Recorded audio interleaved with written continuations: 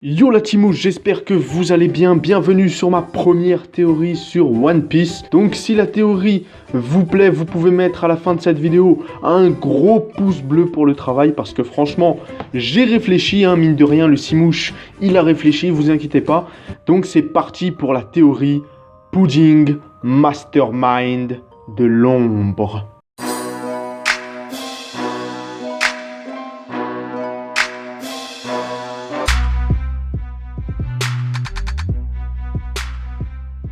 Tout d'abord, qui est Pudding? Alors Pudding, c'est la fille de Big Mom. Big Mom, c'est l'une des 4 empereurs. Elle fait très mal, elle est très forte, elle fait super peur. Pudding est destiné à se marier avec Sanji, mariage qui unira l'alliance de Big Mom et du Germa 66. Ouais, je dis 66 ou Double Six, ce que tu veux mec, ne me prends pas la tête. Dès le début, Pudding nous est présenté comme une fille très sérieuse, très romantique, gentille, serviable, voilà la fille qui a aucun défaut. Sauf que quand on n'a pas beaucoup de défauts, il y a beaucoup de mystères qui tournent sur cette fille et c'est ce que nous allons voir maintenant. Tout d'abord, un mystère réside dans le fait que ce serait elle la fille aux 3 yeux. Et bien maintenant, je peux vous le dire que c'est bien elle, la fille aux 3 yeux. En effet, on peut voir dans la scène où on voit cette fameuse fille aux 3 yeux qu'elle possède un blob sur l'épaule. Et ce blob, je ne pense pas qu'il y en ait beaucoup puisque c'est la seule des filles à Big Mom à en posséder un sur l'épaule. Donc il n'y a aucun doute là-dessus. Pudding est la fille aux 3 yeux.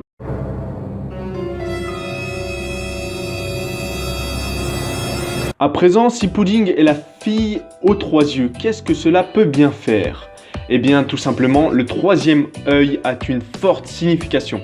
En effet, dans beaucoup de croyances, il correspond à la grande connaissance de soi. De plus, je pense que cet œil permettrait en plus à Pudding de connaître les émotions ressenties par n'importe quelle personne.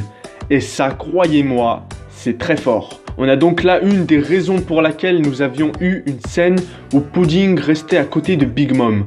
En effet, l'impératrice doit avoir besoin de sa fille pour connaître l'état d'esprit de ses habitants.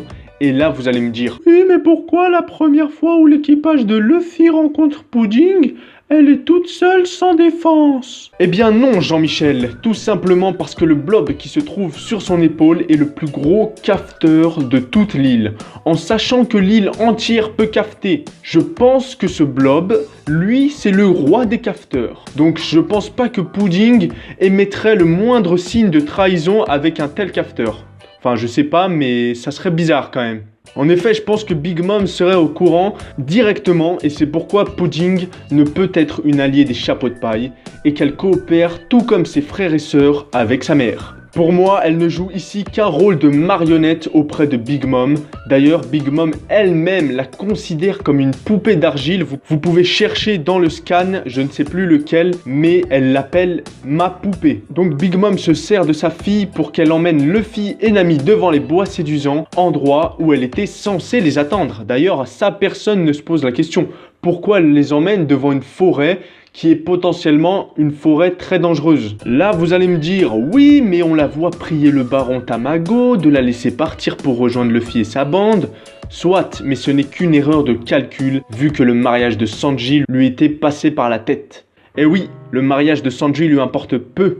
Elle ne voit son mari que comme un moyen de mener à bien son plan. Car grâce à son 3e œil, elle est capable de déceler les sentiments de Sanji. Le voyant faible et meurtri, elle a commencé à jouer de sa pseudo-gentillesse pour le mettre dans sa poche. Et je pense qu'on est tous d'accord pour dire que c'est chose faite. Sanji est complètement fou de Pudding et n'est pas prêt de la quitter. De ce constat, vous allez me demander en quoi Pudding est une mastermind puisque c'est Big Mom qui lui dicte sa conduite. Eh bien c'est là où tout devient très intéressant. Pudding sait que sa sœur Lola s'est échappée. Et elle aussi rêve de s'en aller. C'est d'ailleurs ce qu'elle dit. Vous pouvez le chercher dans les derniers scans, c'est ce qu'elle dit. Elle rêve de se barrer de Totland. Mais la voilà vouée à se marier à Sanji.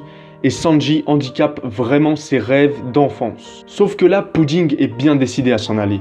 Et de ce fait, elle a mis en place ce fameux plan dont je vous parlais. Pudding sait pertinemment que sa mère ne la laissera pas s'en tirer comme ça vivante. Vous la pensiez naïve? Je vous rappelle que Pudding est la fille aux 3 yeux et qu'elle connaît l'état d'esprit de sa mère Et je vous rappelle aussi qu'elle l'a vu dévorer un homme sous ses yeux. Et on en vient donc à ce fameux dernier chapitre où l'on retrouve Reiju, la sœur de Sanji, qui est ensanglantée.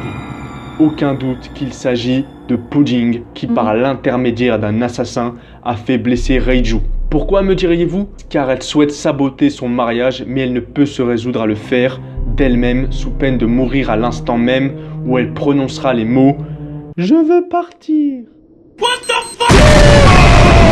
Ainsi, en s'attaquant à Reiju, Pudding sait pertinemment qu'un gros clash va éclater entre le Germa et Big Mom, et ainsi, profitant de ce chaos, elle pourrait retrouver sa liberté. Ainsi, je pense qu'elle a dû dire à Luffy et Nami dans leur cellule qu'elle allait s'échapper, d'où leur effarement, ses larmes n'étant qu'un masque cachant le vrai côté de Pudding. D'ailleurs, il y a beaucoup de détails que je devais rajouter dans cette théorie, mais voilà, j'espère qu'elle vous aura plu. En tout cas, j'ai vraiment pris du plaisir à la faire, j'ai vraiment cherché tous les petits détails. Je pense qu'il y en a d'autres, mais vous les direz dans les commentaires. Si la vidéo vous a plu, comme d'habitude, vous pouvez laisser un pouce bleu.